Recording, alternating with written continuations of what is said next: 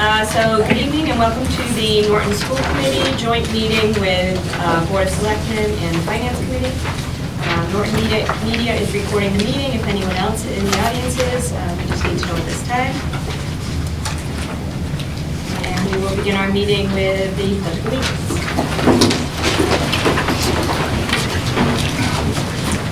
I pledge allegiance to the flag of the United States of America and to the republic for which it stands, one nation, under God, indivisible, with liberty and justice for all.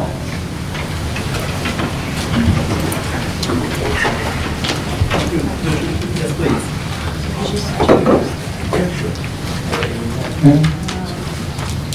So the first thing on our agenda is the use of school educational facilities, and Dr. Bayetta will speak about that. Before you tonight, good evening all, is a packet of information as it relates to the facilities of Norton Public Schools. An ongoing issue that at best irritates me, but we're going to go through this as requested. It irritates me for two reasons. The first one is that my own integrity is being asked by certain members of boards and or elected officials. And to be less than irate, to be quite honest, is exactly where I am tonight. But we're going to be professional and present to you tons of extra work that we've had to do in order to support this. Norton Public Schools has had declining enrollment way before I got here. And you'll know that through the numbers and statistics that are available to you. What we did is we went through every single building in the district and every single classroom in the district. And we're presenting to you tonight, in general, what these buildings look like. You'll see in every single one of them the words S for special subjects, OT, PT, speech, art, music, computer technology classes. Or you'll see the word C, circled or not circled actually in some cases, which represents classrooms. I am not going to pick out what is the special education classroom because I do not feel that that's appropriate to note that there's either 2 kids in there or 5 kids in there, because I think that earmarks those students and jeopardizes their own confidentiality.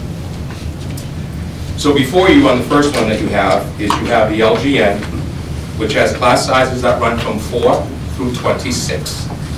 As you look from this side here, you have the entranceway with a traditional conference room, a classroom that is currently being used as a conference room, which will become a general education classroom next year because of increases in class sizes in kindergarten and 3rd grade. We'll have to make a decision on how to utilize that. Each of these is a class, subject, special subject areas, library, general ed classroom with 4 to 26 students or special ed, same here, 2 specials at the end for Title I, support services, then you have the gym, cafeteria. That's what this building looks like in terms of every classroom. So for folks that are suggesting how do we move some of these classrooms, it's really difficult to move 26 classrooms into another classroom of 26 or to divide them in by 4 and add it and make it classrooms of 30, because that's what we would have to do. So that's the LGN. Dr. Bayetta? Yes. What's the state recommended classroom size for K through 3? There's no significant recommendation, if you will. The ideal situation in K1 is to be at 20 or less students. Because this research, both nationally and internationally, is that kindergarten and 1st grade class sizes really have significant impact on learning. I think this got started. This is the Salmony School. Again, the C's represent classrooms, the S specials, and now we've added a new letter R for Reed's Collaborative. As you know, Reed's Collaborative has now in its 5th year of being with us and has spaces at the JCS, the middle school, and the high school, and the Yale School. And we'll talk about specifically how many of those classrooms it involves for those students. We have 3 students that are Norton residents that are part of the 45 or so Reed students that are in our district from numerous other communities, because in the South Shore, Reed's Collaborative is the deaf and hard of hearing specialized program for the entire area. So we have students, you've seen buses from Sandwich, I'm sure around town, or vans from Sandwich and those types of communities. That's where students are coming from, so that you know where they're coming from. Again, you have the cafeteria, you have classrooms, The JCS is a very original place because these are actual open classrooms, but there are 2 actual classrooms here versus these are closed classrooms. So this is actually 2 classrooms. It was designed that way as part of the philosophy back in those days. And as I scroll down, you finally get to see, after the gym, the R's, which are representative reads. As you see, these are, in this particular case, a regular-sized classroom. These are not. That's being used as a conference room. As a classroom, excuse me, for specialized, in our particular case, specialized classrooms. Some of these C's, the S's for specialized classrooms, the C's, which may be representative of general classrooms or special education classrooms. And again, you'll see it all the way around in the same way, and you'll see that this particular school has 5 classrooms, 3 regular size, 1 small class, and 1 empty that's currently used as a conference room area. Again, class sizes in this particular school are running from 4 to 25 students. That includes classrooms, multiple classrooms that might only have 4 students in them. That is in the first floor. So on the first floor, you have 3 different rooms here, they're all mechanical rooms? Those are all mechanical rooms, yes. Next to the So left to of go the back, cafeteria. to the rooms that have nothing on them but across from the cafeteria, those are all mechanical rooms. That's where their boilers are and all of that stuff. Any of those have been left empty, not noted. The second floor, we have special subjects on the top left-hand corner here, and then you have classrooms all the way around. Same here. Those are classrooms again. You have those open, as we call them, open space classrooms, and then you have the library. You have the arts, special subjects classroom. So that may be a music classroom, might be an art classroom, might be a technology space, any of those types of spaces. When you move to the next school, you go to the Hay, the most controversial one. The Hay would probably be my last recommendation to close on behalf of Norton Public Schools, even if your enrollment went down to 1,900 students or 2,000 students, which we're not earmarked for that, but because it gives us the most flexibility as a school. It's that simple because of its size. So when you look here at the Hay School, you have my office space here that has been here, to be quite honest, before me. And then across, so you have business office, you have the accounts payable, HR, payroll, assistant superintendent's secretary, and here you have my office spaces here, and then here you have 2 other secretaries for special ed, because the special ed director is now, or PBS director, excuse me, is now in the closet here, and that moved the tech support staff, the tech director position down to across the way over by the front of the building. That building's class sizes are at 3 to 25 students. Again, multiple classes at anywhere from 8 or less, and then general education classrooms in the same way. That's a special subject, that's actually a technology room. Then you go right into the arts, the offices. Then you go into your guidance continued here. You have classrooms, arts classroom, all classrooms here, This is the library, these are bathrooms. You go across to the other side. As you're coming, you get the gym, cafeteria, gym. The stage is here. Coming across this way, that's a special subject, actually now a counseling room for our counselor, if I remember correctly. You got the music department here, the boiler rooms. I talked about the tech, and these are rooms that have been storage, not traditional classrooms for decades. In this area here, this is actually where the custodial stuff is and all of the extra equipment. And then when you go to the second and third floor, what you're seeing here, the second floor and the third floor, what you'll see again for the second time is on the second floor, you have classrooms all the way around, and you have one classroom space that actually oversees the gym that's used as a conference room on that side of the building, and then everything else is general education classrooms. On the other side, on the third floor, you have, at the top of the stairs, you have Reed's, which is a smaller classroom, Reed's offices for the district that they're here, or Reed's classroom for deaf and hard of hearing, special subjects, which are ours, the general ed classroom, which actually is supporting special ed as well. You have a copy room across the way, and then you have Reed's again. So there's 3 Reed spaces in the third floor there, and then everything else belongs to us.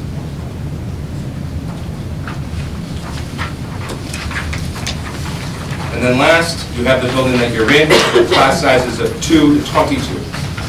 And this is much more specific as the way it's done, because at the middle school, students are moving from class to class on a regular basis. Students are taking the arts, they're taking STEM. You see like 2 Tech Ed, where you have an area where you have students in groups working here, and then here you have your machinery. So you have students that are actually cutting things and putting things together. That's why they're separated. They've been like that for decades, or since 1997. You have the gymnasium, mechanical room, band and art, auditorium, cafeteria, and as you go from left to right, going towards the classrooms, these are the pods. You'll see BICO written here and here. Those are 2 BICO classrooms, which actually also service Norton Public School students.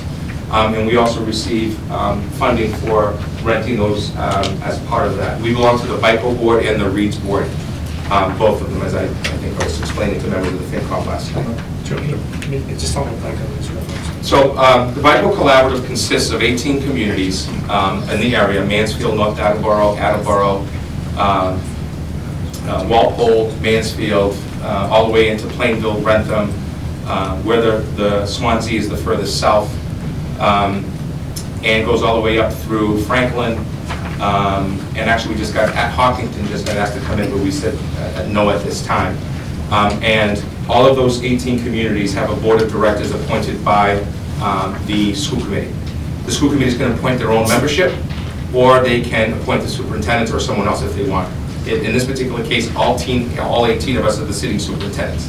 So we act as a board, as an appointed board, on the budget, facilities, the educational outcomes of students, all of that stuff, just like a school committee would, or a board of selectmen would, or a select board would.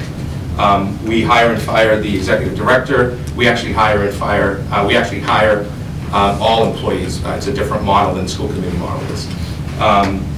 But the way that works is the same thing for READS, except READS is got a behavior program, and tied to that is also like I said, the biggest deaf and hard of hearing program in this entire area. It's where students from all over the place are attending, if you will. And we have students, many of our, for example, at BICO, students that are in need of out of district that go to a collaborative. That's usually our #1 collaborative to go to, because that's the one that we really want to see doing good things and being successful with those students. And we have 45 students total out of district. When you go to the first floor, okay. So this is the library where you're sitting right now.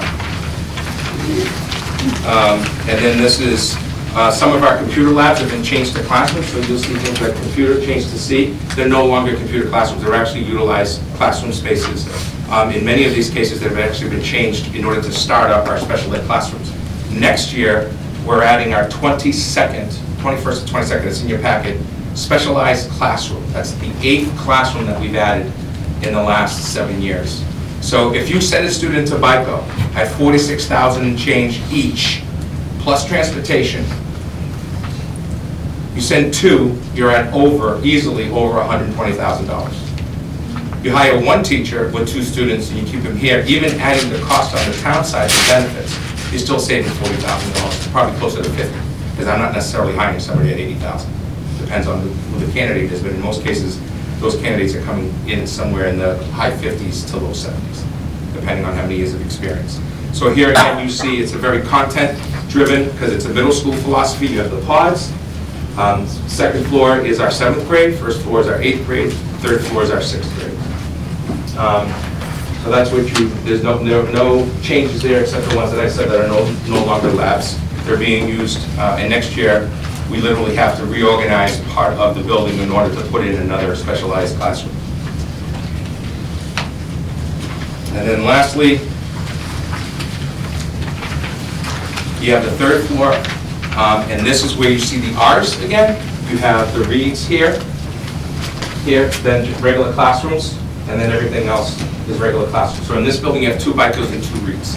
So as I accounted for them, and correct my math if I'm wrong, the LGN has 1 classroom that's been turned over into a conference room, which will be changed next year. We have the JCS with a small classroom, an empty classroom, and then you have the READS. You have the Hay with the 3 READS and 1 conference room, and you have the superintendent's office, which has been there for a number of years.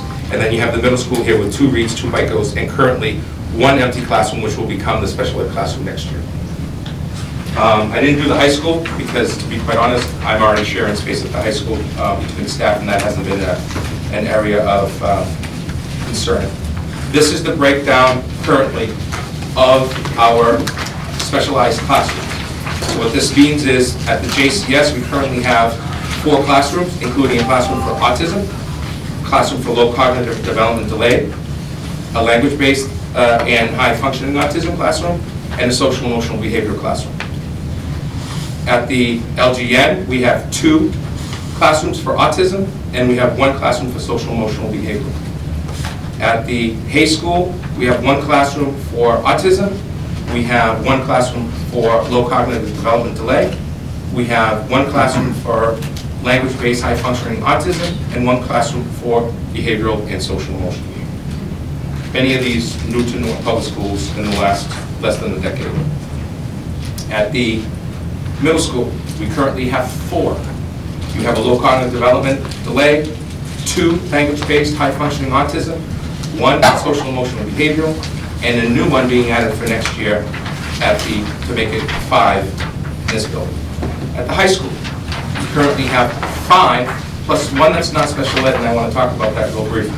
You have 2 low cognitive development delay classrooms, you have 2 language-based high-functioning autism classrooms, and you have 1 social emotional behavioral classroom. In all of these classrooms, our number 1 thing most of the time with all kids is to try to get them back into the general classroom at some point during their school day, depending on their IEP. So it may be social, art, music, lunch, recess, for example. It may be academic, high functioning. They're going to be going into potentially their literacy class, their numeracy classroom, social studies, so on and so forth. Okay? And we have the Bridge program that was supported by not only the school committee, but FinCom, town meeting, board of selectmen, which was the program which we created at the high school for transitioning purposes of students that are hospitalized. We are now in our 3rd year of that program. 3rd year, Jen? Yes. Gene, sorry. We're in our 3rd year of that program, and we're seeing benefits where we actually now are having discussions on having to take a look at that at our middle school program, where we're seeing further hospitalizations. This year alone, we've had multiple students with more than 10 days stay in hospitalization at the middle school level.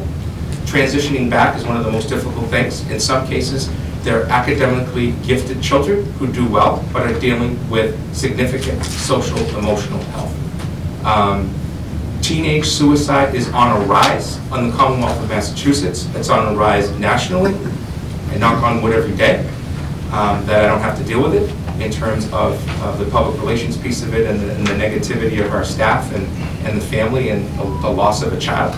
But that being said, we know that our kids are hurting. And by we know, I mean statewide and nationally, that kids are hurting. And I know many of you as leaders in the town know this. You've heard from your neighbors, you know the kids that this is involving, and it's hitting every single type of student. This is not the student who comes from a difficult home life. This is a student that could actually have everything in front of them. Every availability tool, every tutor, everything in front of them, and they're struggling with their own mental health. We call it social emotional learning, but the fact of the matter is it's what it is. And we are doing a great job with these kids. We're supporting them, we're making it positive, we're seeing the churn into that program slow down. In other words, not as many of the same kids having to use it multiple times. But I just want to share a story with you without telling you the grade level, if you don't mind. Imagine being a young child, spending 40 days in a hospital. 40 days. Just like that. You left here for the summer, and the world was good. And then the mental health piece comes in, and you spent a few days in school, and then you spent the next 40 days in a hospital. That's what's happening, and I know that's an extreme, but when it's more than one, it's no longer an extreme. When it's multiple, it's a given, it's here. I say it all the time, I wish we could respond to mental health with students and things like vaping the same way that we're responding to the coronavirus. All hands on deck, let's work together, let's find a way, let's support them. We're going to spend potentially $8 billion on the coronavirus, I'm hearing tonight, but we're not doing that unfortunately for kids. The next sheet in front of you, this is a list of every employee who works for North Public Schools on behalf of the school committee in my office, their principals, their titles, their actual names, what they do. You'll see for next year the addition of another ELL teacher, because we're going to be pushing 70 students that are in fact English language learners. In most cases, we have students that are learning up to 6 languages in our district now, 6. When I started here 7 years ago, it was 17 students. Now we have over 60 students in that program, and that doesn't include the tens of students that are called FLEP students, which are students that have to continue to be looked at, if you will, to make sure that they're not falling behind in any way, shape, or form, and that services need to be provided. We're also now spending money on interpretive services. Anytime someone needs to have interpretive services, that's at our cost. You have the reading specialist, the art teachers' names, how many paraprofessionals. You have the breakdown of if they're a para and they work only certain hours of the day because they're half-time, that's noted there. You have the cafeteria names, even though those folks don't work for us directly anymore, they're also noted there. And our custodial staff. You have the special ed classrooms noted. Our JCS, the next sheet, we have 113 students, up from 71 students 5 years ago in our preschool program. Without getting into numbers, if you don't mind, because I don't want to put out there how many students are, because I think it's confidential and inappropriate, but if you can trust me for a second, we have a significant number of students born opiate addicted. This is Norton, a small town, and we have those numbers and we're seeing those cases, and we have to deal with those students, and those are very difficult cases, case by case, as many of you in the room know. We have a BCBA, behavior specialist, that works on our behalf as well. And then when you go to the next, you see the elementary school, you see the classrooms. One of the biggest problems that we have, by the way, is that our town hall maps for our schools and our school maps that we have, and then what we use for maps, the numbers of the classrooms are all over the place. So I have Wade doing that as a project so we can align all of our maps. Where places are and what they are correct, but the actual room numbers on older maps and newer maps aren't the same. So just as a point of information. You'll see some people's names twice on the list. We're not paying them twice. It's actually a full-time job or a part-time job, and that means that they're actually spending time at multiple buildings. Last night I said, and this is the middle school again, last night I said to the subcommittee, finance subcommittee, we had 6, so it was an open meeting, but it was I thought, a very positive meeting in terms of the discussions that took place, the questions that were asked, and the request for further information. But we talked a lot about, where is this going in terms of our general enrollment. All of our enrollment is done on October 1st. But I wanted to give you exactly what our enrollment is as of February 7th of this year. We do it every month, once a month, right around the first week of that month. Thank you to my administrative executive assistant, Terry. So the way that this works is in front of you. This map is aligned by school, JCS, LG, and so on. It has a district number. We don't call our choice students not district students. They're still here, but I've assigned a number. These are the actual students that come from out of district, our choice students that come into town, and then the READS DHH students and the effect that that has. Now, in some cases, a READS student may be going into our literacy class with an interpreter. It's no cost to us in terms of that student. They're getting the services, they pay a rent, but they're not costing us above and beyond that. So you'll see this as there are 473 students, plus 33 students, plus the 16 READ students, for a total of 522 students within the JCS. 273 LGN, 369 at the Hay, 607 here, and 700 at the high school. And you'll see that at the high school we have the SP. Those are students that stay with us beyond the age of 18 and through 22. And then they graduate out into others. I actually hand wrote that when you look at our total number of students, we're at 2336. You will see a budget for next year through the school committee upon their approval that will actually show a shifting of staff because of an enrollment downgrade that we have going through a group of students. So for example, if we have X students decline in a grade, but I have an upgrade somewhere else, I'm shifting a staff member. I'm not asking for another staff member. We're shifting a staff if those people are credentialed. We have 138 school choice students bringing in approximately $800,000. And then we have the Reads students. The Reads works, I don't know, Matt, if you have it with you, but the Reads works where we get a per cost, per room, per office cost rental fee that we collect from them. And that's provided to us and used as part of our facilities revolving account. So when we have that $5,000 here and the $1,000 here, that's where that money comes from for facility items. And then on top of that, if the Reads program were to just say, let's say tomorrow morning, everybody voted that we're closing the building and so on and so forth, and Reads is going to have to leave within the year, then we see the decrease of that rental, and we see an increase in transportation of over $100,000. Because now we have 3 students who are Norton residents that are going to have to be transported somewhere else. So it's a financial win-win for the town, the district, and it's a financial win, and it's an educational win-win, which is always my number one thing, because they're Norton residents, and they're here with their own peers, the very peers that they see in church, or in the playground, or going for a walk. And for those of you who haven't seen, and I hope someday maybe you can see, the idea of a student who is a Norton resident or a choice student who's here and is actually learning sign language just by being in the cafeteria. And as you all know, and I'm proud of it, my daughter, I chose to send her here. My daughter is a student here. My daughter's going to Norton High School next year here. And I live in another town.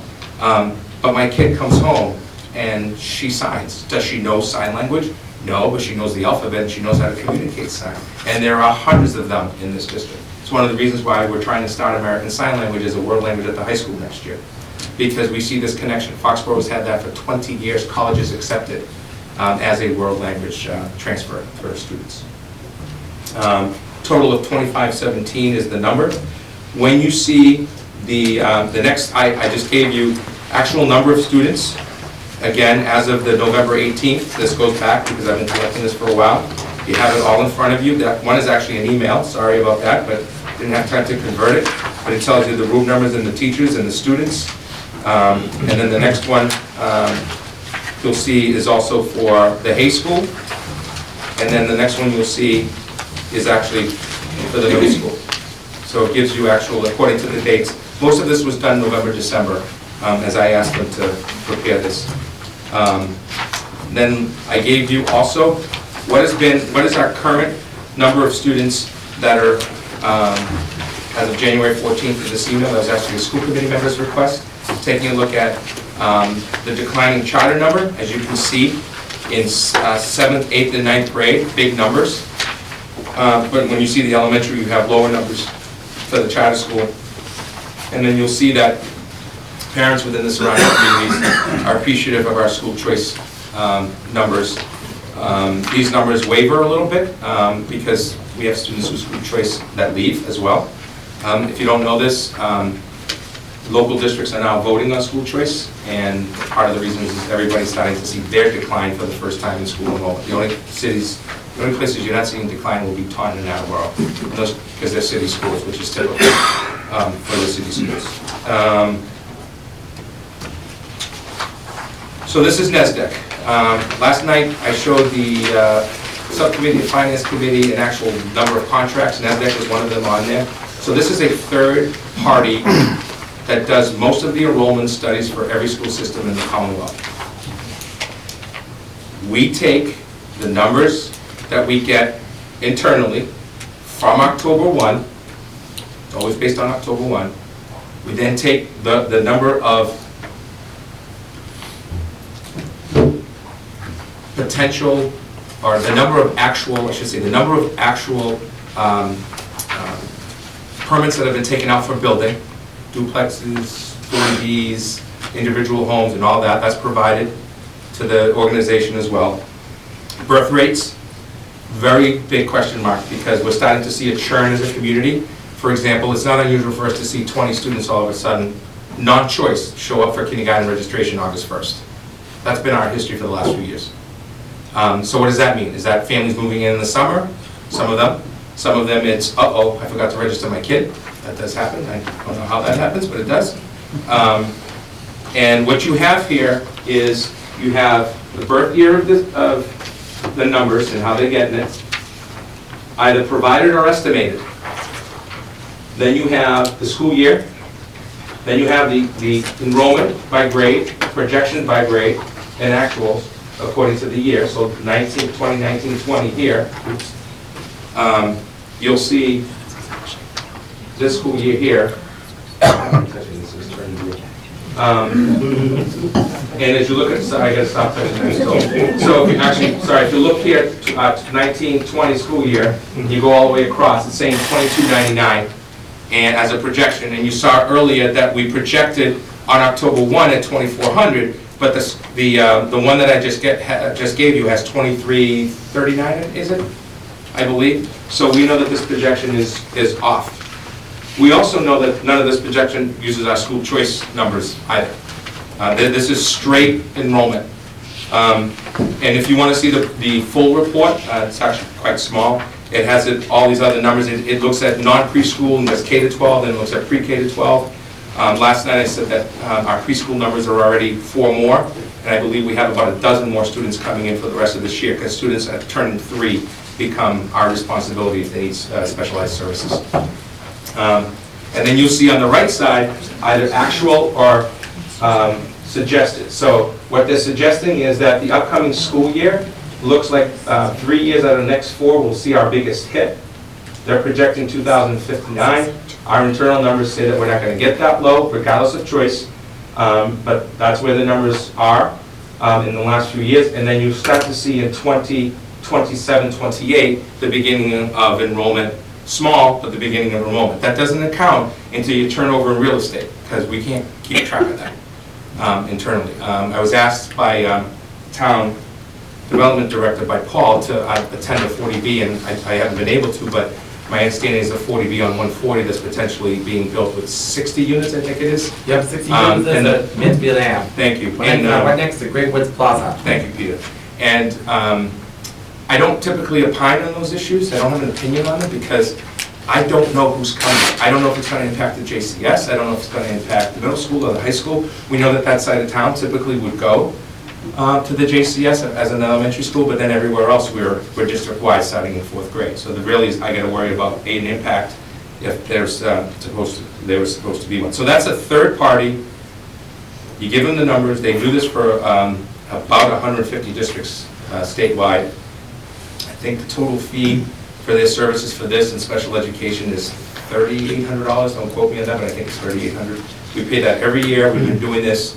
The first year I got here, I started doing projection enrollments because I used it in my last district, where discussions on enrollment was always a question as well. I think I've given you all of the handouts.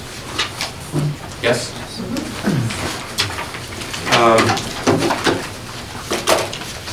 Just wanted to also just share with you, I just did it by hand today. I'll put it together as a report if you wish. We're down 29 general education teachers in the last 10 years. I said that to the subgroup last night. But our overall impact is only 10, because we have an increase in all of those specialized classrooms and special education teachers, as well as adjustment counselors, psychologists, team chairpersons, OT, PT, and speech. So that's why when you see general education classrooms, so that's where a child of inclusion or general is, we have been cutting staff. But those specialized classrooms, the department that we've increased the most in the time that I've been here has been special ed teachers, guidance counselors, adjustment counselors, and moving people from part-time to full-time because of the caseloads and the number of students that we're servicing. So that's why you see that. Since 2013, I arrived in 2013, our total decrease is 205 students.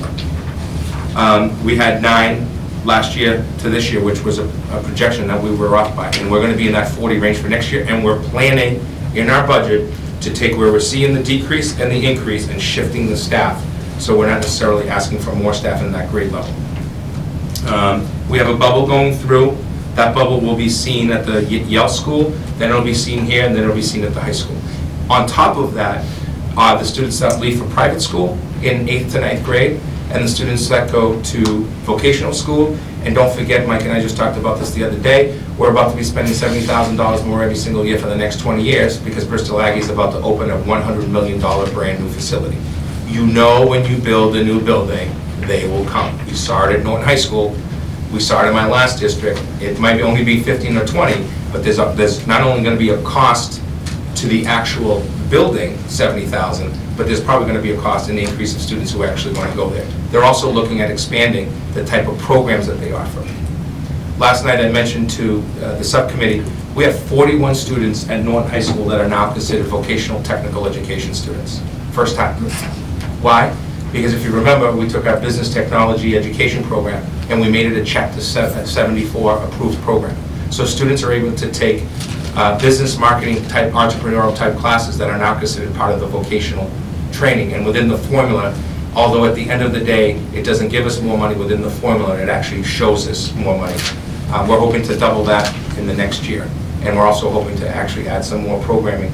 We're never going to be a plumbing shop or an automobile or auto tech and that type of thing, but there are some areas around legal studies. About a year and a half ago, I know that my colleagues that I have, not only Chief Clark and our new fire chief as well, but we know that there's a decline in their number of applicants that they're finding for jobs. And we want to get into the potential area of offering a vocational technical education program at Norton High School around public safety and getting students to take courses in criminal justice and those types of courses that may interest them in going into law enforcement as they go on to college and then graduate and potentially apply to become officers. And earlier tonight I was telling someone else that starting in a couple of weeks we have a student who's going to be online with Boston Architectural College taking an introductory architectural course, 3 credits for $100. It's BAC is one of the fastest growing colleges in the nation.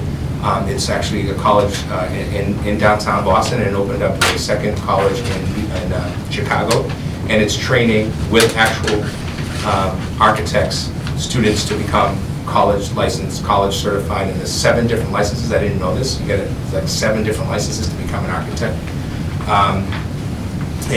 We're doing business with them and starting the program, and we're in discussions for another Chapter 74 program with BCC on alternative energy with attention to wind energy, because we're building a 50,000 unit wind turbines off the coast of Westport, Massachusetts, 80 miles off the coast of Massachusetts.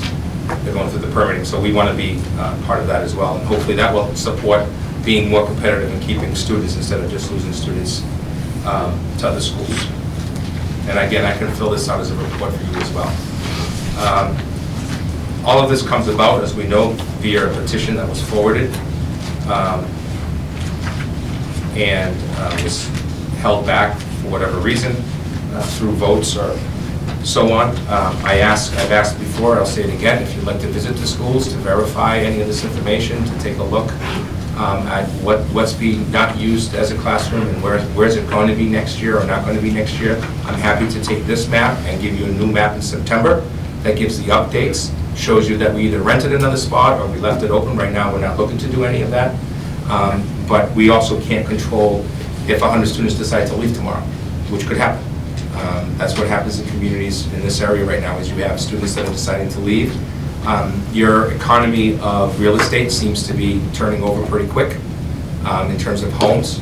I will tell you that this year alone, we've had 5 students. Most recently, we had 2, I think. Terry, correct me if I'm wrong, where they're moving out of town and they wanted to stay as choice students for the rest of the year. And then, actually stay. As you know, the committee is allowed for us to do that, and the state law allows for us to do that.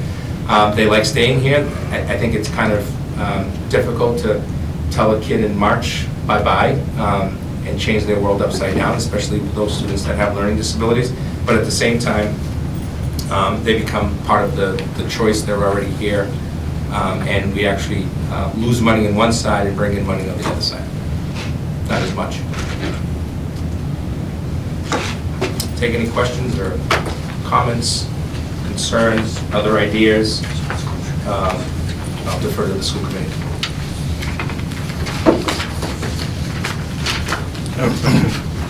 Dr. Maeda, you gave us the uses for the classrooms, but do you keep track of like the occupancy, how much time during the day that they're unoccupied? Yes, so in terms of, we rotate multiple days of arts, music, because we share staff. Elementary, for example, OT and PT, which is always, and speech, which has always been a difficult area for us to have space.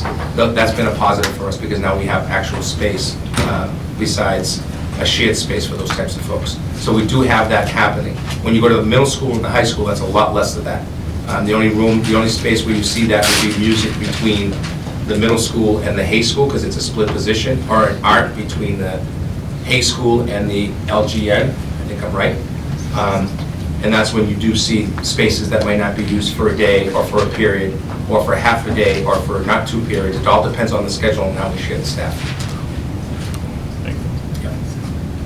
Good question. When you were overflowing with students at one time, the days when you had 3,297 students, which I believe was your highest level, 2 things happened. Number one, you had incredible, huge class sizes. If you remember, you were also sending more students out of the district at that time, not only because there were more students here, but also because you didn't have the space to actually create specialized classrooms. We've never done a financial analysis on it program by program, but like I said earlier, if you take 2 students at $46,000 and you're going to the collaborative, that's $92,000. You can add transportation to that. If you hire a teacher and you're still giving them on the town side, and I know it's a town side issue, healthcare at a family cost, you're still offsetting as a budget total to the town, a positive. And we're proud of those programs for 2 reasons. I stated earlier. The first one is my job is to provide the best education for every student. I'm not the special education superintendent. I'm not the general education superintendent. I'm the superintendent. So my job is to provide those. The second is to try to do it in a way that is cost effective. So if it's good and cost effective, we should do it. We shouldn't be sending students out. A lot of people have this perspective that if you go to a private school, it must be a better education. I'll have that argument with anybody. It's the same thing as special education. We all do it for different reasons, either because of that's what we want to do, or because we need to do it. But the argument here is that students who stay in district, we control their education, we control the day-to-day. We're more involved with them than if they're in another district, and we're literally visiting them and checking in with them and going to meetings on their behalf, or their parents' behalf.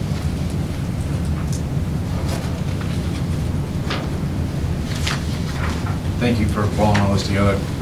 My pleasure. A lot of detail, a lot of information.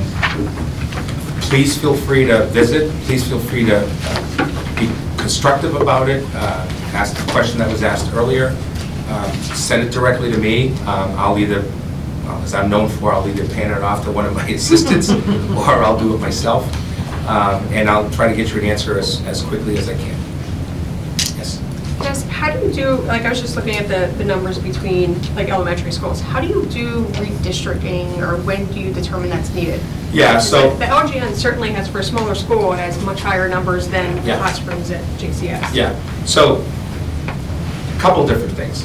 When you look at that little school, it is a perfectly developed little school for an elementary school. I think anyone would, because it's just the way it's potted out, the way it's done, it's a nice flow and everything else. You go to the JCS, that school was built during a whole different philosophical time period, and looking at those shared spaces and how kids could share the spaces together, so on and so forth. I think Terry's been the one who's told me when her children were going through the JCS, there was 1,000 kids in that building.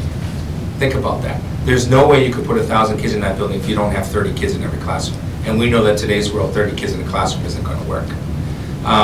The second part of it is, where do you put all your specialized programming when you have stuff like that? And that's the difference. We have LGN, JCS, and the Hay all built prior to IDEA in 1972. Right? So those buildings were never built to have a, quote, resource room or a specialized classroom. They just weren't.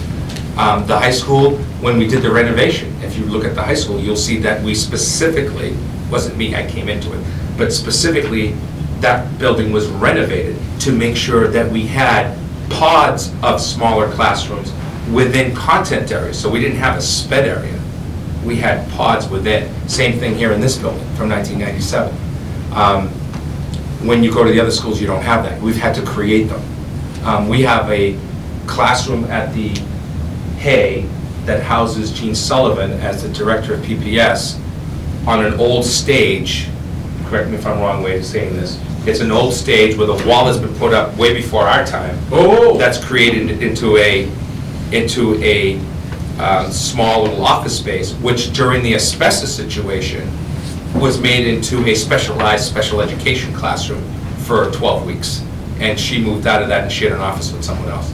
So that's an example of the, when people say declining enrollment, okay, check. But then you have all of these other specializations. Take a look at when we just did the window project, we had to make further ADA compliance issues. We had an A bathroom in every building that had the window project done, have to be totally gutted and renovated.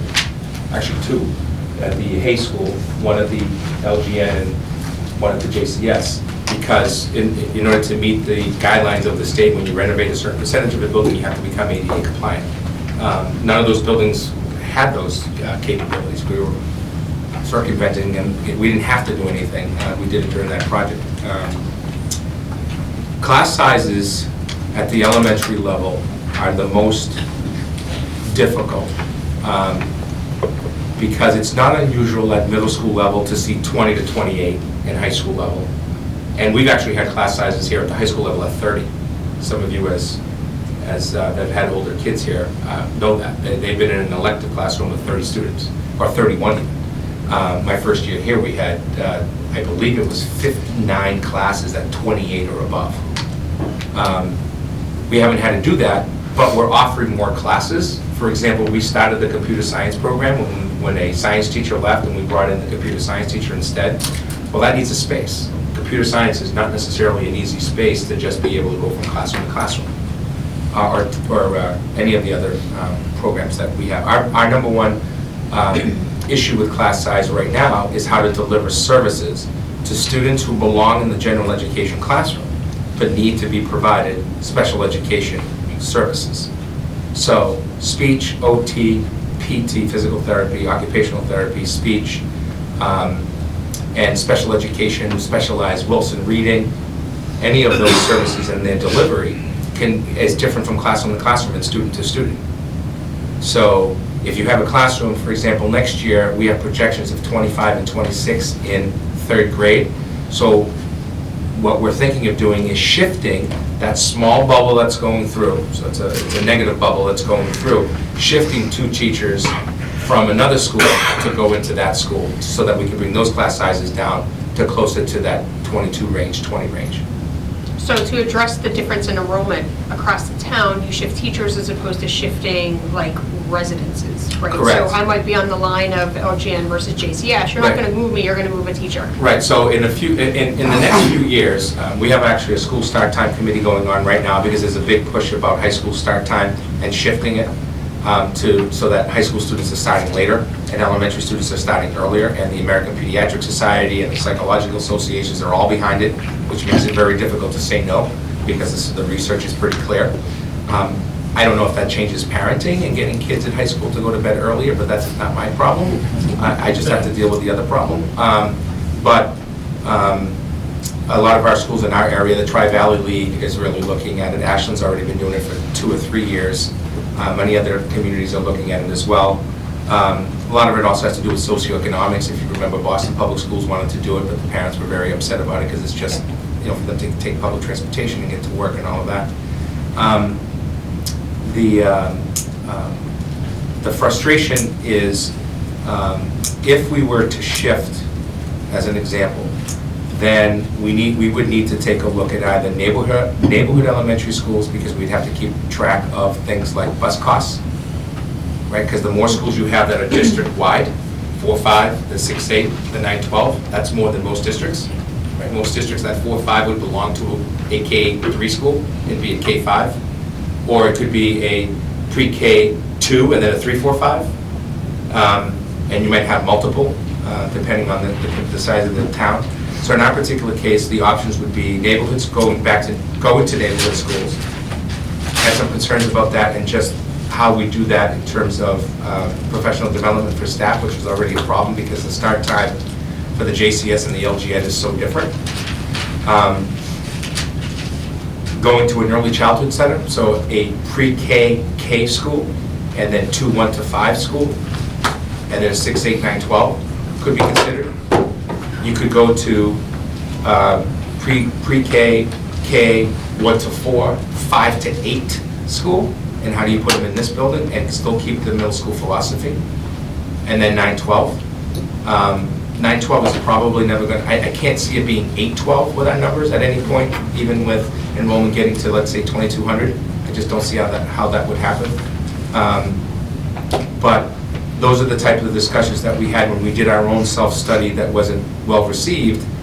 One of the things we said is we will look at this again, because we don't want to continue to be quite honest, we don't want to continue to pay $1 million worth of transportation costs and growing, right? 175 we get from families, and then the remaining 825, 850,000, 877,000 or so that comes from the operating budget. Because we have a pay and ride system where we're trying to be as good as we can to families to get their kids to schools, because there are limited sidewalks. I mean, can you imagine having neighborhood schools and not offering busing? There aren't too many of our schools that have sidewalks in them. That would be pretty significant discussion to have as a school committee and as a town. In order to bus every student, we need $350,000. $350,000 gets you everybody on a bus. I think too, redistricting is a lot more difficult than just putting in a map and saying, okay, you guys are going there, especially if you've got the last time we did it, you've got families who already had children that went through that school. Well, now Jimmy wants to go there too, his brother went there, so there were allowances made for that. And I mean, it's a much bigger project than just saying, okay, now this street is going to go to this school instead. No, I understand it, and I'm thinking of it from perspective of, regardless of the 40B, but of these big housing projects, right? And the impact. Right, because, so you look at something like LGM where the class numbers are much higher than JCS, and then we put another, cluster of houses or apartments or whatever it is, and then that, And the problem is you have no idea who's going to move in. Right, you have no idea who's going to move in, you don't know the ages, but that's why I wonder, do you take a look at that? But, I mean, it makes sense if you just shift teachers. If you have the Currently, we ability to shift teachers. The next thing we would do, to be quite honest, Renee, is we would look at the potential that if we had a small bubble at one school and a high bubble at another school, we would probably say, would you like to go to that school and have your child in a better class size? That would probably be an option we would look at first. And usually you get, listen, school committees get recalled a lot over realignment of redistricting. They just do. I sat on a school committee for 6 years, and literally the year before I got in, that committee got kicked out because they were redistricting to a middle school model, because it used to be K-6s. So that happens. That still happens today. It's very emotional. How could you do this to my kid? My child is on an IEP. They're so used to the building. This is going to be so difficult on them. I mean, it's a very I'm not suggesting that it's not right. I'm just suggesting that it's very emotional. You make a lot of enemies when you do that. That doesn't stop us from doing it. I mean, we really looked at doing it 3 years ago when we were looking at the neighborhood school option. We actually went to the point where, at the time, Lincoln Lynch was the business manager, and I said to them, do not put a street aligned to a school unless we know that we're making a recommendation that this is the way to go. Because the moment I put a street and an address, so I live on a cut street in my hometown. My daughter's school at elementary is 3/4 of a mile down the street. Kid across the street is 2.5 miles from this elementary school, because our street became the cut line. Same thing for voting, by the way. I vote down the street, my neighbor has to go across town and go vote. So, because that's how the precincts were established. They used the school cutoff to establish the precincts for voting. We have 8 precincts. Yes? Just to kind of go back to the building capacity subject. So you see that, there's a projection for 2024 for enrollment to go down about 200 students. Do you see, is it fair to say that your need for more space for the special education, the specialized classrooms will probably increase, so that won't? It's a great question. So I believe yesterday I said this as well, but just yesterday we received an email as the board of directors from BICO looking for more space, because the number of the 18 school districts, including Norton, that are sending students to the collaborative is increased so much at the elementary level. So they're looking for more potential space. But for us, we would look, through Gene's office, we would look to create those programs here first. I've had discussions with the local school system about going in together and split the cost of not only health benefits on the town side, but the cost of the teacher and support staff. So a student who comes to us, they pay for the transportation. We don't pay for the transportation, they pay for the transportation. If the student needs OT, PT, and speech, they would pay for it as a joint contract. But then we would take the teacher, and if they had 2 kids and we had 2 kids, and they had 4, and a student needed a one-to-one para, then that would be at their cost. If I needed a one-to-one para, it would be at our cost. But we take the teacher and we basically say 50% of it belongs to Norton, 50% belongs to them, and oh, by the way, we've got to cut a check for the town side for healthcare costs, because one teacher is going to be absorbed by us, the other teacher will be absorbed by them. We've done this before with, when in my other community, with the town of Avon, when I was in Holbrook, where we shared staff. We had a Down syndrome program where any student from Holbrook in pre-K through 6 who had Down syndrome and needed specialized classrooms would go to Avon. And any student from Avon, when they got to 7th grade, and all the students in Holbrook that had Down syndrome would stay at Holbrook Junior Senior High School. I was actually the principal of that building before I became the superintendent. And it's actually a cost-neutral program for us in the way that we did it, because I actually needed the staff, the support staff, for all of my other students. So to support that classroom actually cost Avon nothing, because I already had the person there to begin with. Versus if I start a program, we had Easton, some of you remember Spoke was housed here at one time. We picked up in Holbrook a student and a student from Easton. And then instead of charging at that time $39,000 tuition, we charged $22,500 to the town of Easton to send the Easton student to Holbrook, which offset the cost of my teacher that I was paying, whatever I was paying, as a way to just offset the cost. So, in a roundabout way, we don't know exactly what tomorrow will bring. I will tell you that to start another specialized program at the middle school shows you where those students are coming from. And the idea is, I can't guarantee, as I said last night, I can't guarantee that that student is not going to go out of district at some point, private or collaborative, or in an agreement with another community. We do know that we opened with FICO. Any of you who know New England hockey, youth hockey ice rink on Route 1, right down the street from the stadium, there's a building right in front of it. That's called the Summit now, which is a program for 6th to 12th grade students for the 18 FICO communities. That building's full. Full. We're actually looking at the 3rd floor, which is currently vacant, and having it renovated and adding more classrooms. And the basement of that building was originally made by a Montessori school to be started, but they never started. So we took it over for a preschool program, kindergarten program, for kindergarten program for out-of-district students, kindergarten. And again, these are projected, depending on what happens with the new housing thing or whatever. This might not even, we might go the opposite.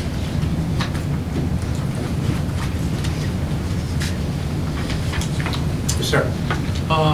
With the Reed Collaborative and the FICO students, and you're talking about your bubbles, do you have the flexibility of moving them to a different school, or do you keep them age-specific? Yes, we have to keep them within the age group, or within, Gene, correct me if I'm wrong, it's within it's within 18, what is it? 48. Thank you, 48 months. So, yes, we do, because that student also has the least restricted, where they have, if they're supposed to be in a certain type of classroom like everybody else is getting, they're supposed to get it as well. So yes, we do try to do that. But that's not a first priority for Norton Public Schools. That's a second priority, not to say that in a negative way, but our first priority is our students, always, and then we'll work with others as we can. Joe, Michael? you said the optimum is not to go above 20 per classroom. Yeah. How many classrooms do you have below 20 and how many over 20? I don't have the number in front of me, but I can tell you right now we have very limited classrooms. I think it's on the handout that are under. I think a bunch of them are at 19. But I'll defer to the first handout from Kathy Luke on just general ed classrooms. She doesn't have a single one less than 21. 20 in that building, general ed. If you go to outside of the preschool, because it's a specialized area, you'll see one classroom in kindergarten, 2 classrooms in kindergarten at 19. You have 2 18s and 18, and then everything else is higher than 20. And then the high school, you have 1 classroom at 20, and then everything else is 21, 22, 23, 24. So I mean, I can break that down further if you want it. That's the general. Our biggest issue with the elementary grades, and when we look at this, our biggest issue with the elementary grades that we have is, like right now this year, we're probably going to have some discussions about school choice. Bigger discussions than we've had in the past. Potentially lowering the cap of new students that can come because our classrooms are getting so tight. In terms of, we don't want to make a 19, 20, 25 unless we're going to be able to utilize those funds to hire another teacher, which is not the best of ideas, and I have some school committee members who have really strong views on that. And as a board, I think they do too, because we can't guarantee those funds coming in on a regular basis. We just can't. And surrounding communities that are now losing. North Attleboro is going choice, they've just announced. I would not be surprised if I see other districts as well. I know one other district that's grew as fast as you folks did a few years ago. They're projected to lose 300 students in the next 3 years. So they're not just using, Foxborough is losing students. Foxborough's enrollment came down this year, first time, and they're projected to be losing students over the next few years. Not as quickly as we did, but as I think Michael has publicly said a number of times, we have 500,000 less births on average right now than we've had prior. So please have more children. I'm all set with that, thank you. Renee? I just said, Mayor, that we can have more power outages. So can I ask? I'm not going to go there. Can I ask, on the school choice number, so I think Terry provided this, right? You have the grades and the number of kids in school choice. Do you have a breakdown of each school? Yeah, if you look at it on the map, it's, if you look at the first page that says enrollment, it actually has it by grade. This one. Oh, okay. Awesome. It's after the list of teachers. I see it. You yeah. see it? So Okay, we do it like that every month. Happy to share it with you every month. We can just add you to the email chain that I sent to the school committee. You can have it every month and take a look and see the ups and downs and what happens. In most cases, when the student leaves us, they're actually asking to stay as a choice. They're a Norton family that's moving to Mansfield, they want to stay. So, yes? When they're elementary level, how do you decide the school choice to send them to LG or JC? We predominantly stay geographical, so if they're coming from that side of town, they're going to LG, but we've also had to make decisions recently where we're saying, well, no, you're going to have to go here because that class size is already where we don't have to go any higher. Because they have to provide their own transportation. Yeah, they don't, there's no transportation. I will tell you right now, and Nez knows this because we joke about it all the time, without saying names of communities because I don't think that's in my best interest, I could probably take 2 buses for $70,000 each. So that's $5,000 a student. I could probably fill that bus with 45 kids in 2 different towns in the area. There's no doubt. We already have a wait. We haven't even opened up school choice yet. The school committee hasn't even voted on it for next year. We already have a waiting list. We already have a waiting list of families that want to come. And now they have more options. Somebody else rose their hand. Yes, Ms. Steele. Dr. Bennett, do we have any international students? Currently, no. Thank goodness. No, we have one. We're having some. We have a student from Mexico who's actually living with their aunt in another community who actually works for us. But that student is paying tuition, international tuition, just like anyone else would. So would you, if we have more international students in the future, how would you inventory them? Would they be school choice, or where would they show up? So they show up in 2 places. That's a great question. They show up in 2 places. First is they show up in the school committee's tuition revolving account for tuition that we charge them. We charge them $12,200 for a cultural exchange and grades, being class and all that to participate. And we charge $14,200 for a student to take the MCAS test, pass the MCAS test, and actually graduate with a Norton diploma. And that's what they want, because they want to apply to American colleges, right? But and you're the perfect person to discuss this with. If you happen to have had a bigger family and the kids are all gone, and you want to make some money. I already did. Yes, I know you did. So what happens is, Listen, I gave you 4 kids, I gave you an international student, you're taking it from yes, me. you've done your duty, that's no doubt about it. Now, the reason for saying that is this: if a Norton resident accepts an international student, we're going to collect the actual tuition, and we're going to collect an enrollment of $11,140 from the Commonwealth of Massachusetts, because they're considered a resident. It's a double dip. That's why Natick has 25 to 50 students every year. Now, the problem with them, and my colleagues there, is their enrollment's going through the roof, so they're having to cut back, because they just don't have the space. And those, for us, are high school students only. Although, if I started an international school tomorrow for 4th and 5th graders, every time they come over in January, they did it this year, as you probably know, I canceled the, in conjunction with CDC and the World Health Organization, Boston Wise, our cultural exchange company, we canceled the trip because of the virus situation there. But they love coming to our, I mean, these kids are in 4th and 5th grade, and none of their parents are with them for 2 weeks. Imagine doing that. Just a whole different culture. So, that's a great question. It's a very good financial positive for the community, as well as being a good cultural exchange. We've had really good relationships between our kids and the kids that have come. And we just accepted our first Chinese student today. So hopefully all of this stuff is done and over with. And they do go, one of the reasons why we sometimes cancel these small 2-week trips or 1-week trips or 7-day trips, whatever they may be, is because we go through a whole different process when you have year-long visits, health screening, health reports, all of that, because they're here for an entire year versus just a potential shot that they're taking that's good for 2 weeks stay or something like that, or a month stay, like any of us that travels overseas when we do stuff like that. The other thing, just to let you know,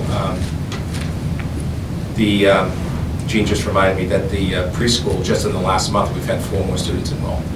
So I used the number 113, but you see the number is 109.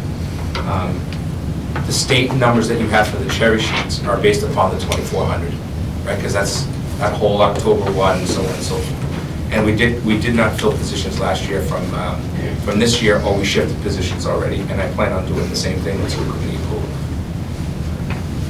instead of restructuring or redistricting. So if there's no other questions, I just want to mention, this was a tremendous amount of work. It was done because there was an article submitted by a former Board of Selectmen member last fall, and it wasn't moved on town meeting floor, but we were still asked to go through this exercise and come up with this information. It was a lot of work by our admin team. We appreciate all the work that they put in. This same person has had 3 public requests of the schools questioning how and why we spend money in the school department.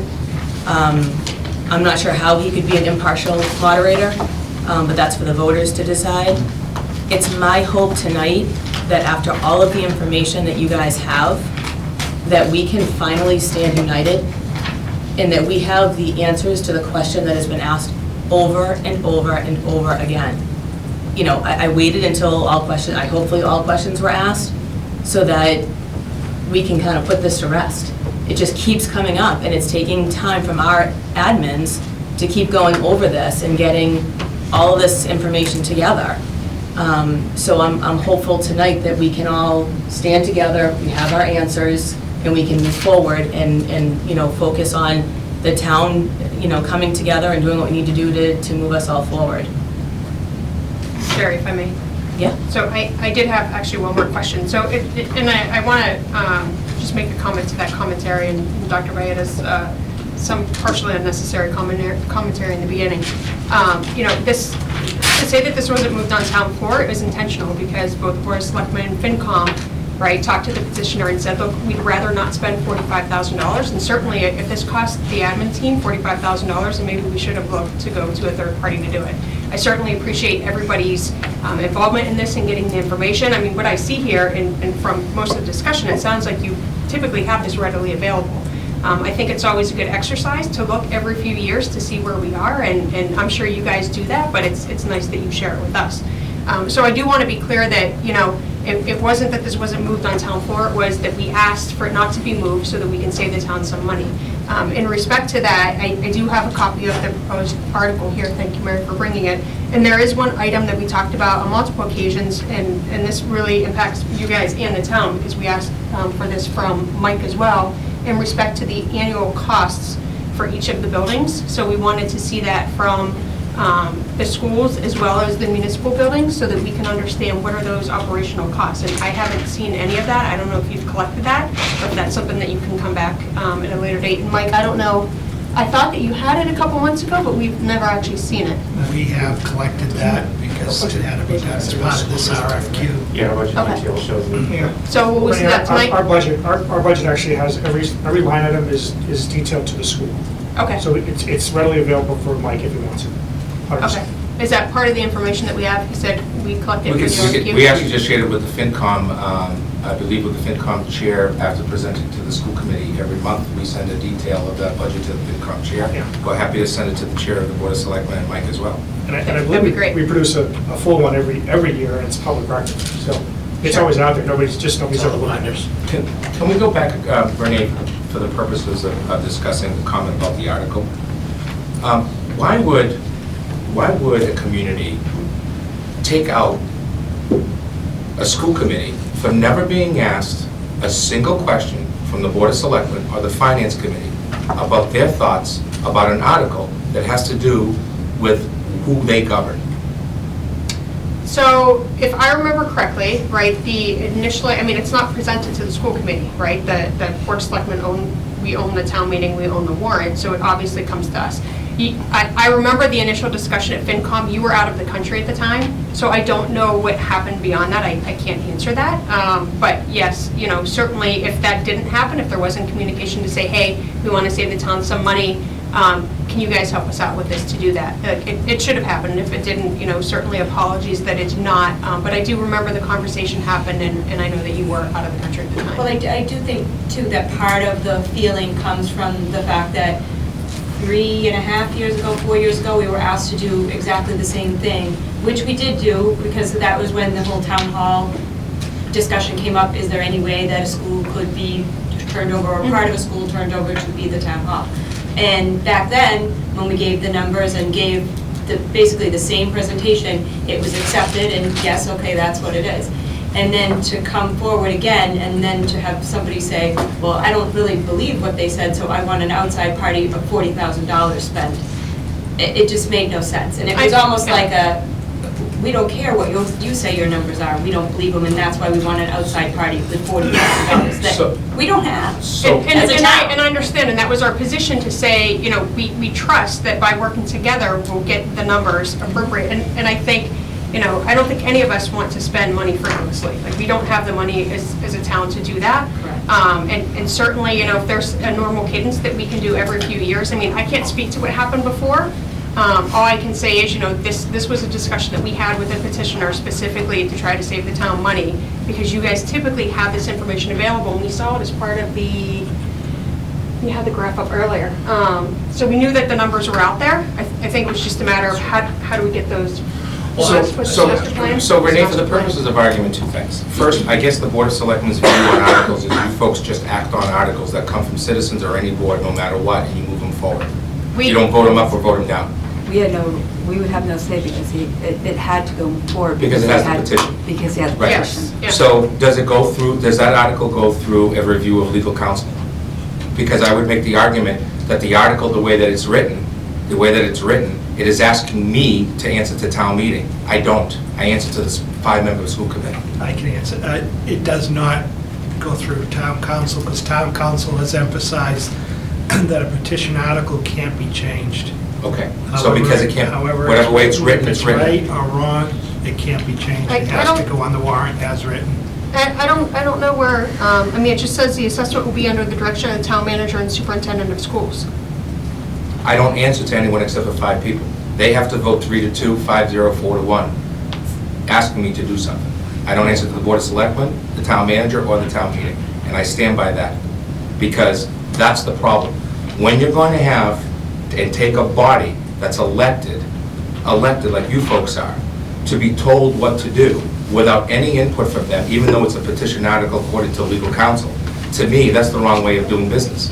Clearly, permanent building committees and committees are the process. If you're going to utilize a petition, we might as well allow for anybody in the town to consistently just file a petition. These 5 people I can't do a petition because I'm not a citizen. Anybody can. That's That's the the thing. problem. That's what can happen. You get the amount of signatures. So again, right, we stepped in saying, hey. Interesting signatures, by the way. Can we have an alternate? I don't think that's an appropriate comment. I mean, it's So, signatures Renee, by the I think residents, we're getting in the whoever it weeds. is. We're getting in the that's it. weeds on this thing. It's, Right. The long story bottom line short, is, thank you for doing this. it wouldn't have been able to, we Right. could have said no to it anyways. We didn't have to because we came to this conclusion. So we're getting off track here, I think. So let's just kind of get back to where we want to be. So we've got the information here for you guys. We can get the building usage information. It's in the form of a huge budget. We can narrow that down, but I'm not sure what you're looking for with the building usage. Like, No, I think Mike was saying we Yeah. have it from part of the RFQ, so that's fine. Right, so you don't need anything from us for that. I don't believe so. I mean, Okay. we're reviewing that next, right? Working on the agenda? I thought that was on the agenda. So do you, so we did the first thing, do you guys have something that you want to, or FinCom, when we go next? Oh, it is, Want that's us on to ours. go through this? Point of order, is it appropriate or even ethical for someone on the school committee to be offering up an opinion about someone who's running for office, a negative opinion? She's a citizen How of to the town. perform in that office. And the person isn't even here, is it something we want to have in these kind of meetings? I'm a town trustee. Yeah, she's a citizen of the I town, have and a it's an right to open my meeting. He opinion. has every right to be here if he wants to be. Well, I remember a previous selectman meeting, a number of months ago, where some comments were personal attacks on me. That person was shut down pretty quick, and that seems to me inappropriate to have those kind of attacks on somebody who isn't, just how they perform in that office if they're elected. Person's not here. You're absolutely welcome to your opinion. Okay, moving on, do you guys have an agenda? No. Mr. Bramwell? I mean, the next item on the agenda has your name attached to it, so They don't have. in that case, you want to skip to 4 on the fiscal year 21 budget discussion?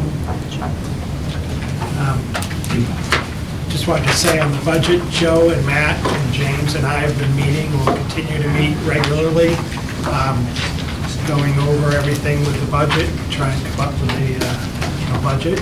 And just tonight, I gave you the cherry sheet, and just a breakdown of the cherry sheet.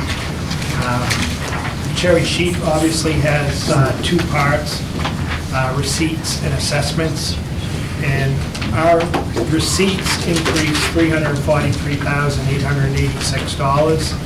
And then you have to take out of that the $152,609 in school choice that goes to the schools. That's the increase. And the $1,232 increase that goes to libraries. So that leaves us with $190,045 in receipts increase. Our charges increased $84,235. So in effect, the total increase on the cherry sheet is $105,810. So not a whole lot of money for us. And just the next thing that I gave you that we're using, it's just rough right now, obviously. Just for something to look at, we put in a 3% increase for general government, a 3% for schools, 3% for Southeastern Regional, and we added in the $70,000 for the Bristol County Agricultural Assessment. And we don't have anything from Southeastern Regional, we don't have anything from Bristol County yet as to what they're proposing for next year. Under fixed and shared, we're still waiting on our health insurance number, so. And also, one of the last things we'll have will be the water and sewer reimbursement numbers, because it's all dependent upon what percentage of the overall budget is the water and sewer, and that's how those numbers are figured. So until we iron out the town budget and the school budget, we won't have those numbers. And we have increased our local receipts. So we're going to continue to work, Joe and Matt and James and myself, and keep working on the budget. Just as a response, the school committee will finalize their budget this week, and then I'll have a better number for you, and then we'll meet again. Mr. Units, if I can just ask a quick question. So I believe you guys had discussions earlier on a 40B project. Is there any other ongoing projects that are going to impact the town in that way, or are there any other housing proposals or? There's a proposed, actually a friendly 40B that the selectmen have signed on to support on Mansfield Ave, right next to McDonald's. There'll be 100 units. We need 82 more units to put us over our 10%. So that 100 units will put us over our 10%. And once we have 10% of the units in town affordable, someone can't come in and propose a 40B. There is right now another 40B. Sorry, you said someone cannot? They cannot. Yeah, once we meet our 10%. Okay. And also, there's another 40B that we talked about tonight being proposed where CrossFit is right now in Mansfield Ave. They're looking to take over that property and build a 40B there. I think that one is 90 units, but I'm not sure what they can fit in there. It's at 253 Mansfield Ave. They haven't, we haven't met with them yet. We're gonna have a site walk tomorrow. And what about, sorry, just one more secondary question. Is there an update on the industrial park and how that's moving as far as? They have 2 buildings under construction right now. So hopefully they keep moving forward with that. They're also where T-Mobile is in the original industrial park, Commerce Way. They're looking to expand. So Condyne was in this week. They're looking to build 30,000 square feet more in that area. That T-Mobile facility is the New England region hub, so it's an important facility for T-Mobile. So they're looking to expand where they are, and in order to accommodate them, they have to build another building for one of the tenants there to move out. So hopefully that keeps moving forward. And the Cumberland Farms project is hopefully in its final stages with the planning board. They're waiting for the engineer that's doing the stormwater management to finalize that report. And that's going to be next to the Yale, correct? Correct. Okay. Great, thank you. And Mike, I did get, I did get a follow-up from from Paul, town planner, on the situation of the LGN solar, because I didn't get that email. It either went to my spam, I didn't get it, so I've since responded to them so that you know. Is there an update on that, Joe? Yeah, so there was no update to me specifically to the project. It was actually part of our understanding with them was that they were willing to work with us in providing us some solar education and hands kind of manipulatives for kids at the elementary level. And they were asking if I would actually want to expand that to be more K-12 or just at the LG, because they have those things that they can give to us and actually potentially teach the teachers who can then teach the kids about what is solar energy and a solar farm and what does it mean and all that stuff, which is a win-win for us. Yeah, that's great. You good? Mike, where do we stand with some of the other 40Bs that have maybe like put their hat in the ring but not moved forward? Like I think I remember Turtle Crossing being one that, are they still eligible? Because they've like made their intentions known? It's very frustrating. The way the process works is when a 40B is approved, they're on the books for 2 years. They count towards our affordable count. After that, they don't count anymore. But the state continues to give them extensions, but they don't let them count as towards our 10%. Right. It's frustrating. So a lot of those on the books, who knows if they're ever going to move forward. I know Island Brook, that's the one on 123, just east of the town hall, down by the river. Okay. I know they were appealing the conservation decision to DEP, so we haven't heard back on that yet. So if the one on Mansfield Ave is built with the 100 units, and we're at our 10%, and then the people from Turtle Crossing come back, do we have to let them build? Yeah, because the state has given them extensions. That was always our argument with the state. The builders have all the power with the legislature.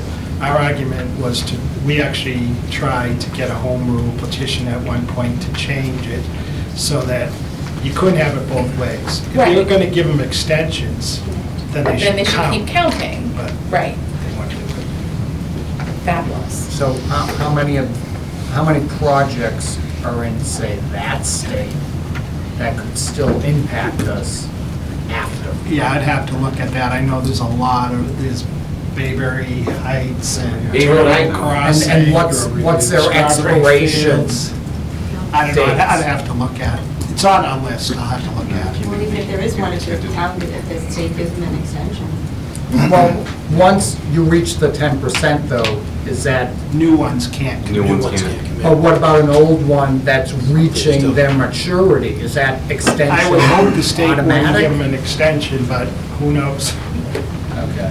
The state will probably give an extension. Well, the other thing is it's static, like, once we hit our 10%, we're not done, because as the population changes, Right. we'll always be chasing that 10%. Right. So some of those we will want to see come to fruition, because that will just keep us ahead of the game, because we've already dealt with them, we've already put our time and money into it, and it'll give us the opportunity to say no to any new ones that are coming forward. But even if you can't say no, it might be something that we can work with them on. And maybe instead of having them putting in 70 units, get them to come down to a more reasonable number, like 50, something like that, that actually might fit on the property, so that you don't have failing septic systems and things like that. So if I can circle back to the reason we were all here, who's gonna, or what's the next step to go back to the petitioner to find out, is this information sufficient, or is it going to be tried to be put on a warrant again? What's the next step? I think that because it came through the Board of Selectmen, we just give the packet that's presented to us, mention that it can be seen on video, and, we said we would get the information for the petitioner. We can't really do anything more than that, but hopefully it will satisfy him and the rest of the people on the petition. But I don't think we can make any greater commitment than that. It wasn't our article, we just tried to manage it. We thought we were managing it in the best interest of both the school committee and the town. Sorry if feelings were hurt, but it wasn't going to go away. Hopefully after the information that we received tonight and the video that can be watched, out in public, hopefully it will be, put to rest. Personally, the explanation I thought was excellent. It's hard for old people like me to think of how new schools are. When, we were talking about the schools in Norton. Basically, I spent 11 years in the Yale School. For some reason, they shipped me down to LG for the 6th grade. But other than that, that was school. And so it's hard except for the fact that I was on the school committee for 12 years, it's hard to grasp all the things that go on in schools. And you almost need a adult education to understand what modern public schools are. And the fact that they don't all have nice, neat rows and the same number of kids. And, I mean, when I went to school, I think there was one special education room, and it was in the basement of the Yale School. And it was much more limited. And now, Thank God we've learned. in today's world, we have to be careful about where that classroom is. Because if it's seen to be a classroom that's purposely placed out of the way, that's an Office of Civil Rights violation.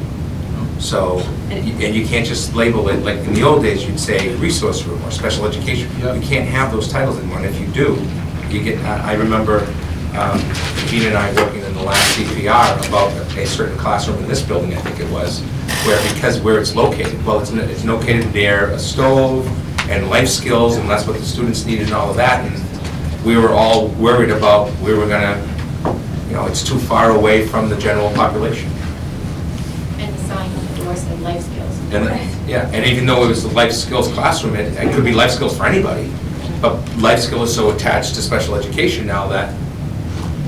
It's funny that you say that, Sorry. when I was at the conference that I go to in November, one of the Cape areas was having such a huge shift in children, elementary school children being raised by grandparents, that they actually started a little grandparent seminar to really show the grandparents what the kids are doing these days, because it is a lot different than how they raise their own children or anything else. So, believe me, it's out there. I mean, I'd be even further out there if I had spent 12 years on the school committee. Yeah. At least I got caught up halfway. But the transition of education during those 12 years was incredible also. So I don't envy your position over there.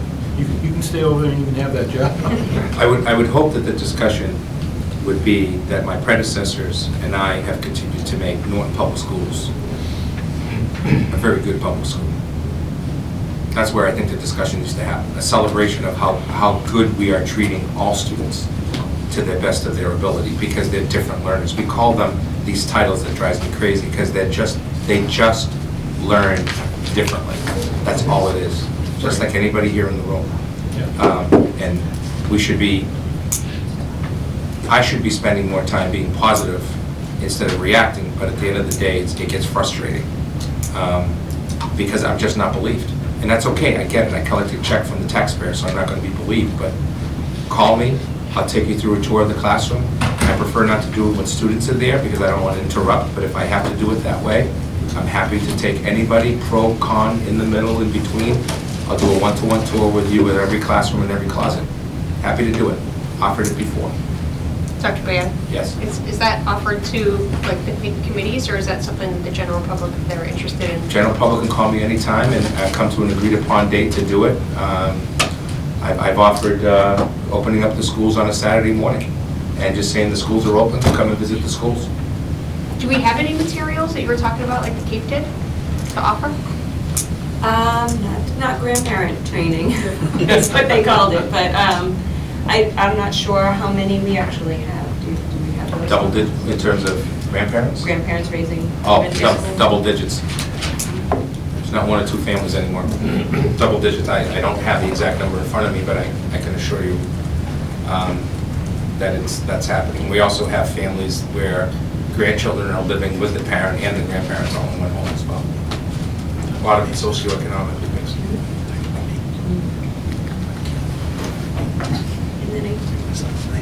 Any further discussion? Okay, so I think the last thing is just the update for the RFQ.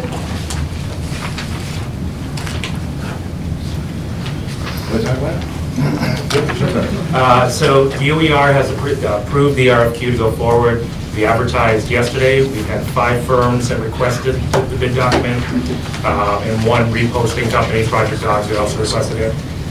We are in the advertising period right now. We have a building tour scheduled for 4th, starting at 11, going right up until 5 o'clock, 5:30. And we're hoping that we get these firms to come in and bid. Yeah, I'm just sliding something around. Can you just tell everyone, we're going through the process to become a green community, and it's just that what I gave you the other night that shows some of the benefits we can get from that. How does that get figured in?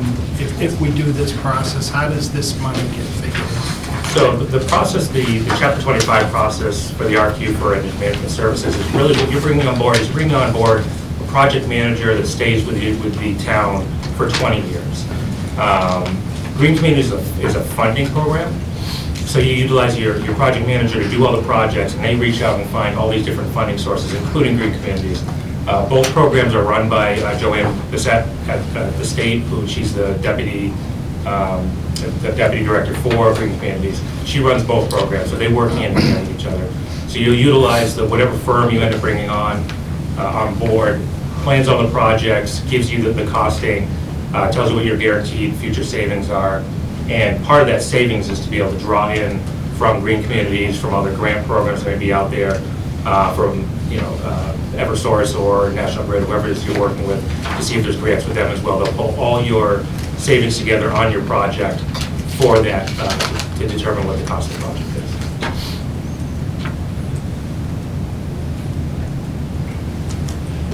Mike, this is in respect to that green community, not the RFQ? Right, this is to show through the Green Communities program what they gave us what grants that would be. So what I said to Mike in the capital committee the other day was that as a joint effort to try to figure out about utilities and costs and long-term looking at our buildings, the potential that, for example, a new town hall, a new senior center / community center and all of that, and the schools being, a lot of our projects MSBA driven, if you will, just because of the grant support at roughly right now 54%, getting about 52%. If you go forward with the RFQ and you actually have them publish it and do it, there's a cost for that. But that cost is only comes to you as a bill if you decide to do nothing with the proposals that are put forward. So for an example, if you have a building that doesn't have LED lights, and one of the proposals was to move to LED lights, and you decided not to go down that route, regardless if you're saving in cost and so on, then you're going to owe them the cost of the report. So that's the reason why the RFQ, once the RFQ comes forward and it's voted on, it becomes if you will, there's a cost associated with it. When we did, if you remember, we did and I'm not sure about the changeover, Renee, with you and Jack, but we did a presentation to the Board of Selectmen and the school committee. It was a joint meeting where we brought in Train, T-R-A-N-E. They were the ones that did the actual project at Dayton Rehoboth. We actually went to go see Dayton Rehoboth. They actually moved to their building, the regional school, is actually heated by pellets, not by.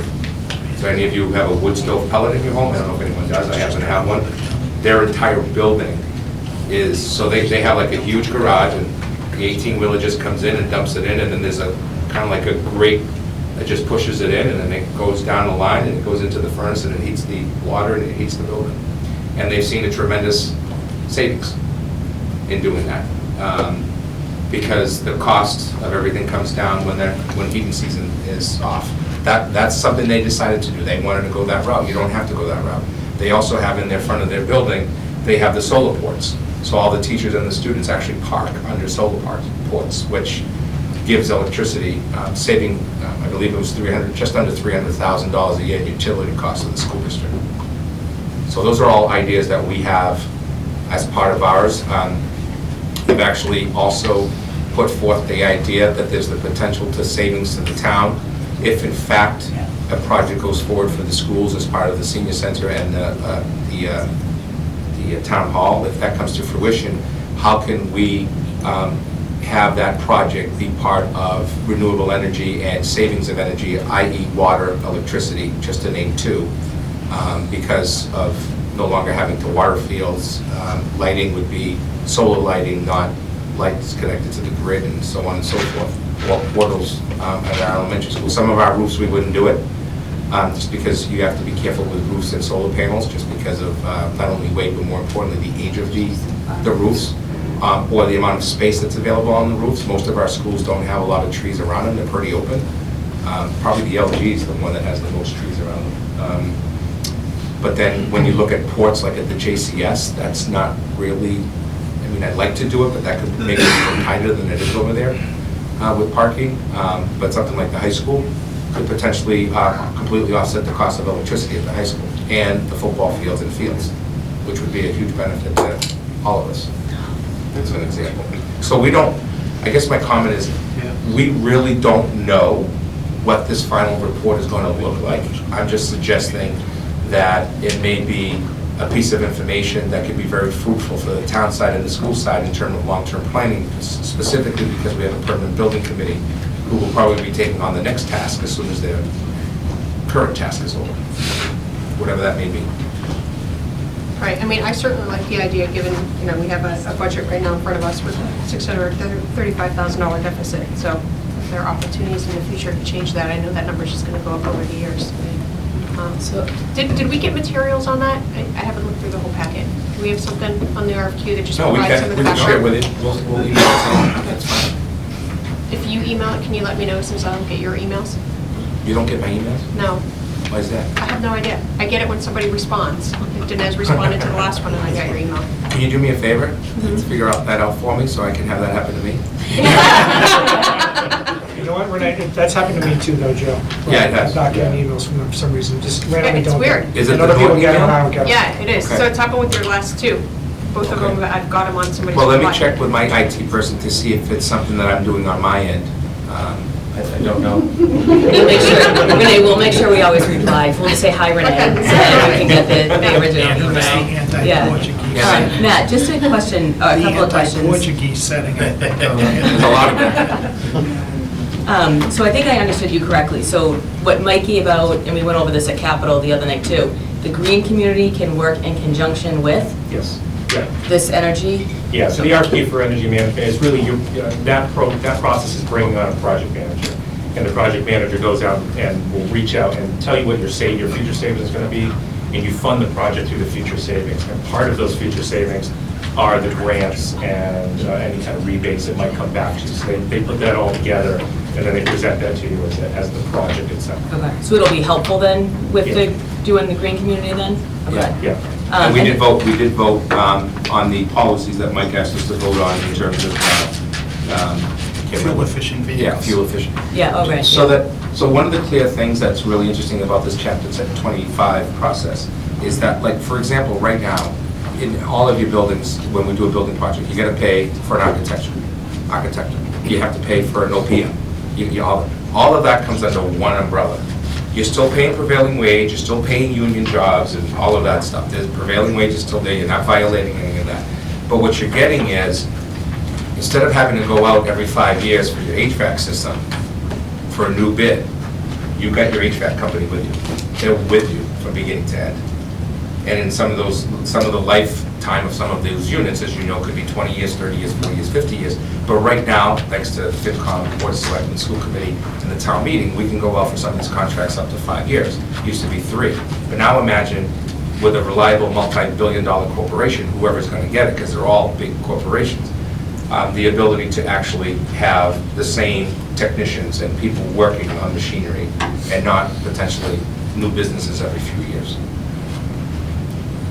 So just a couple more questions. I know I saw an email today about tours you're trying to set up. Yep. So that's being worked on Yep. for all the buildings? I know Yep. because the town side had some, Yes, we're also with the tours, we got the, Mike sent me the names of the people who will be handling the tours. I don't mind driving all the folks from building to building, that's fine, I just don't know those buildings, I just need somebody. so they have to look at all town buildings and all school buildings to Yeah, walk around? we're gonna give them about a half-hour tour, like a really quick Okay. 20-minute tour, give them some Q&A time. They did the GPS stuff as well, we do all of that. Yeah. above. Okay. They're gonna want to probably look at the boiler systems, the heating systems. Okay.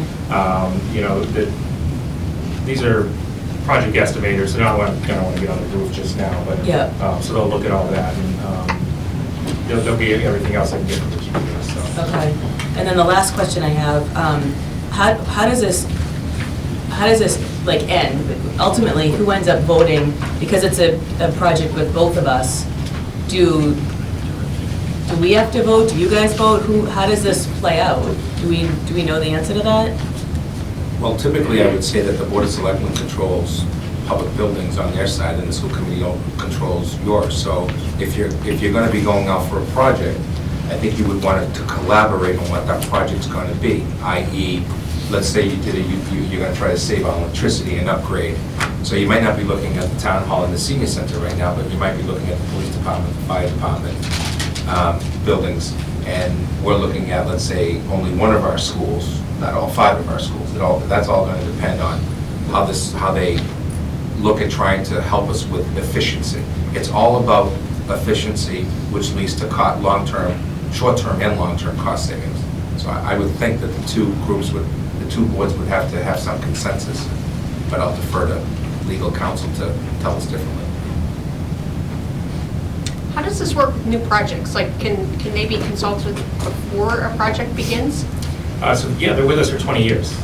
So no matter what it is, anything no matter what it is, in front of us? you bring them in. It has to be energy-based, energy savings associated with it, so water savings, electric, fuel, some sort. But they're here for 20 years, so they come in, we say, hey, we want to do this project, or they recommend, or we recommend we want to do a project. They set it all up, they'll run the whole project.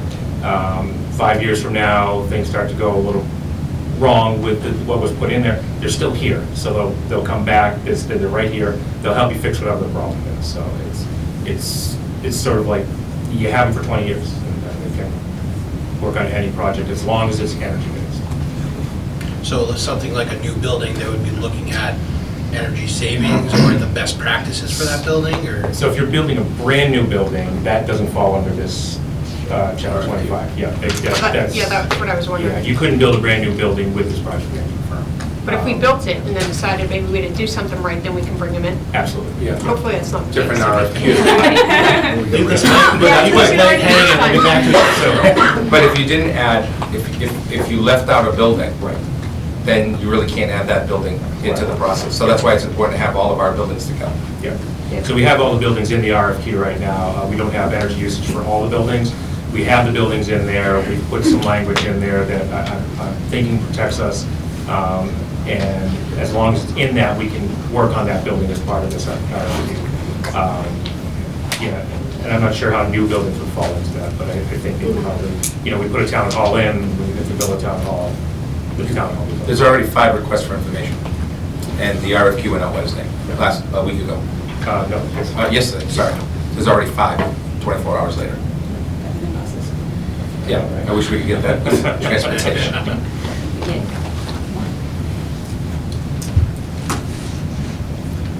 Thank you. Anybody have anything else? Just one thing, just a reminder, that not knowing which way the building projects are going, there's like 5 articles, draft articles on the warrant. One is to fund a town hall senior center. Another one is to fund a town hall senior center field project. One is to purchase land for a town hall. One is to purchase land for a senior center. One is to purchase land for a town hall and senior center together. So until we know, we hope we have everything covered there. But until we Every know. combination? So once it's decided which way it's going, then the other ones just wouldn't be moved? That would be up to the board to decide in the end. Yeah, I think our hope, and Mike, we should probably get that date on the calendar, is when do we need to remove articles? Because I prefer not to present town meeting that we have all these articles. We should pull them before. I mean, we asked to put these on this way so that we accounted for the scenarios. I think there's no reason why we can't make a decision before then and remove the others, because that's one option. That's a responsibility we have. Because it'll get moved. So I have one question regarding Yeah, we'll end town up with like meeting. six town halls and senior centers. So I didn't have the opportunity to attend last town meeting, but I heard about it through different channels. Now, I know there was some issues with some information not being available, the day of, there was some information, but it was available at Town Hall, so it was, available but not available to the public. Are we kind of changing our methods so that we're not agitating our taxpayer base, that it just doesn't look like we're not doing our homework when we're presenting all this in a town meeting forum, and I apologize, I was actually presenting my father with a Lifetime Achievement Award, so I could kind of took precedent over town meeting. So I just, I've heard about it from a number of people that it didn't, the optics of how it went down, it just didn't look very presentable. So are we remedying that situation, or are we taking steps to try and remedy that situation for this next meeting? Yeah, I think we've had that discussion with the Finance Committee and the Planning Board, that, we want to make sure that all these articles are lined out well in advance. Hopefully so that the Finance Committee doesn't have to meet the night of town meeting. We really don't want to have to do that. Or the Board of Selectmen. Yeah. But to Dan, your point, I think having the information available ahead of time as much as possible is, I fully agree. We shouldn't be walking in and getting something we've never seen before. Yeah. Okay, great. The plan is that final really does mean final. Fingers crossed. And the Planning Board is going to hold a public information session in advance of the town meeting on planning articles, so people aren't seeing, there's a lot, and one of the articles, there's a lot to it, a lot of verbiage, so they want to go over it with people, have an open meeting that people can come in. When is it, Mike? Don't know yet, Peter. Oh. I think he has it. Okay. Is there anything else? Yeah. So do we have a motion to adjourn the joint meeting? Oh, thank you all for, it's on date night. Thanks for coming. Thanks to the audience for coming. It's nice to see more than one body out there, so thanks for that. Do we have a motion to adjourn? The joint meeting? Second? Second. All right, all those in favor? Aye. Great night, everybody. Thank you. Hi, everybody.